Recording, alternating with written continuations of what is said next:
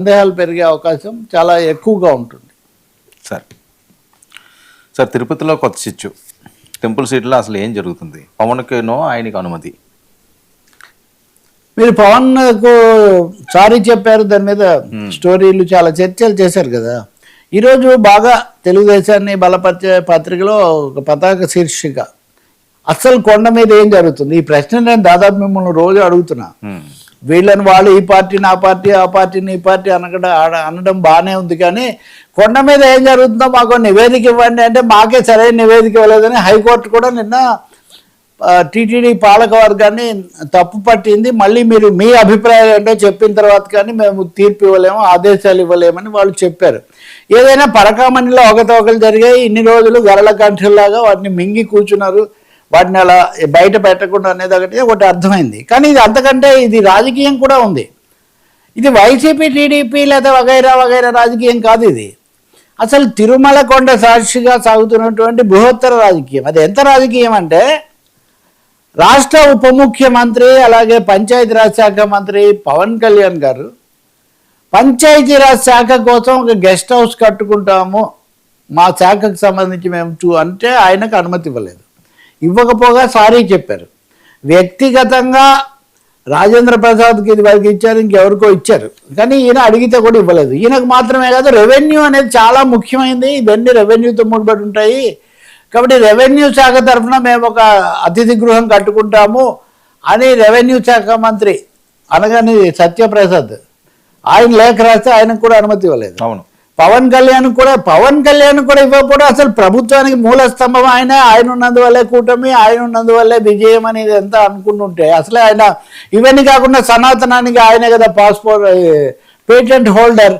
కాబట్టి ఆ విధంగా చూసినా కొండ మీద ఉండాలి అనుకుంటే ఆయనకే ఇవ్వకుండా సారీ చెప్పడం, బహుశా దాన్ని సరిదిద్దుకోవడానికి ఏమో కొండగట్ట ఆంజనేయ స్వామి దగ్గర ఏదో ఇచ్చారు సతం కట్టించడానికి, అది కూడా గెస్ట్ హౌస్ కాదు. ఇది జరిగింది, అది చాలా బాగుంటుందని గుర్తించారు కాబట్టి 1-2 సార్లు పవన్ కళ్యాణ్కు సారీ చెప్పారు, అదొకటి అయిపోయింది. ఆయన సంతృప్తి చెందారా లేదా అది ఆయనకు సంబంధించింది. కానీ ఇప్పుడు ఈ పత్రిక చెప్పే కథనం ప్రకారము జంగా కృష్ణమూర్తి ఈయన అంతకుముందు ఉన్నారు, ఈయన వైసీపీలో ఉన్నారు, కాంగ్రెస్లో ఉన్నారు, ఇప్పుడు టీడీపీలో ఉన్నారు.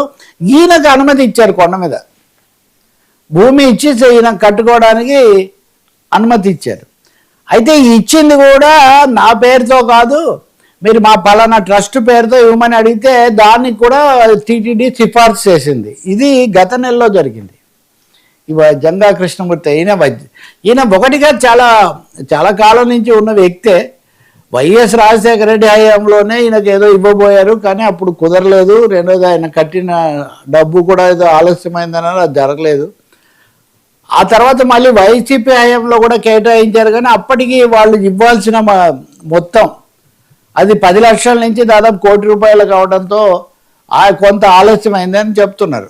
ఆ తర్వాత ఇచ్చారు, కానీ ఇచ్చిన తర్వాత నాకు కాదు ట్రస్ట్కు అనేసరికి గత ప్రభుత్వంలోనే, అంటే అన్నీ అయిపోయాయన్నారు కదా, గత ప్రభుత్వంలోనే ట్రస్ట్ పేరుతో అయితే ఇవ్వలేము, వ్యక్తి పేరుతో అయితే ఇస్తామని వాళ్ళు అన్నారు. దాంతో అది ఆగిపోయింది. సో ఆయన అంత తర్వాత తెలుగుదేశంలో చేరారు. తెలుగుదేశంలో చేరిన తర్వాత this is the story.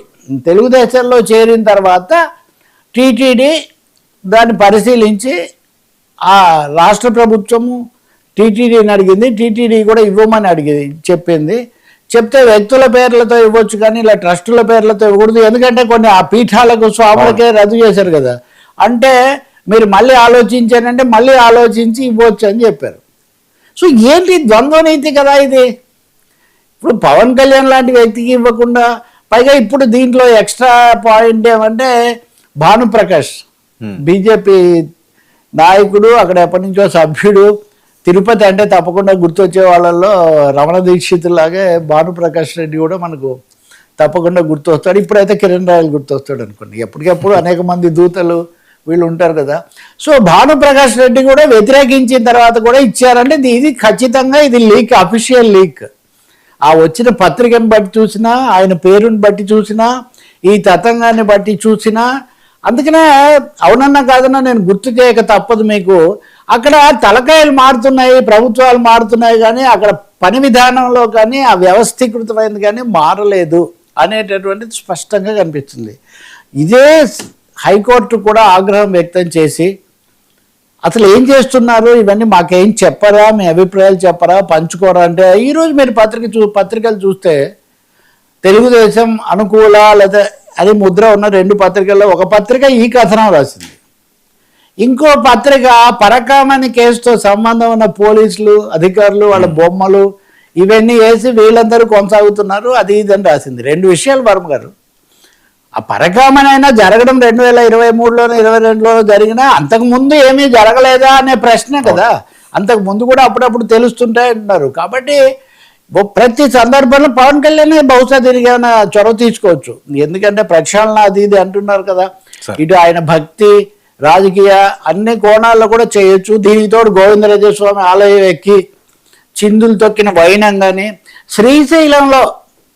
Srisailam దేవస్థానం శ్రీశైలం కొండ మీద అక్కడ అన్నదానాల దగ్గర ఇంకో టికెట్లు ఇచ్చే దగ్గర ఇదేది న్యూ ఇయర్ వేడుకలకు చాలా నృత్యాలు చేశారని ఇవి ఇట్లా సింహాచలంలోని ఈ అపశృతులు సరే అపచారాలని కొంతమంది అనొచ్చు, అపచారాలైనా అపశృతులైనా ఇంత ఆధ్యాత్మికత ఇంత వ్యవహారం చేస్తున్నప్పుడు ఇవన్నీ ఎందుకు జరుగుతున్నాయి? పవన్ను మించిన పాత్రధారులు కూడా టీటీడీలో లేకపోతే ఈ కూటమి ప్రభుత్వంలో ఉన్నారా ఇంత చిన్న విషయానికి భక్తికి సంబంధించింది? ఈ ప్రశ్నలు ఉన్నాయి. బహుశా మన చర్చ అయిపోయి సాయంత్రానికి ఏమన్నా ఏదో ఒక సమర్థనం ఇదే రావచ్చు, కానీ చక్కదిద్దాల్సిన అంశాలు మటుకు చాలా ఉన్నాయని స్పష్టమవుతుంది దీన్ని బట్టి. అంతకుముందు అవినీతి అట్లే ఉంది. ఇప్పుడు ఉదాహరణకు వైవి సుబ్బారెడ్డికి ఢిల్లీ హైకోర్టులో అంతకుముందు కొంచెం ఉపశమనం ఇచ్చారు, కానీ తర్వాత మేము వార్తలు రాయకుండా మేము ఆపలేమన్నారు. అలా అన్నారు కాబట్టి వార్తలు వస్తున్నాయి, లేకపోతే హైకోర్టు ఆంక్షలు పెట్టుంటే ఈ వార్తలు రావు. సార్ రాయలసీమ మంటలు జగన్ వాదన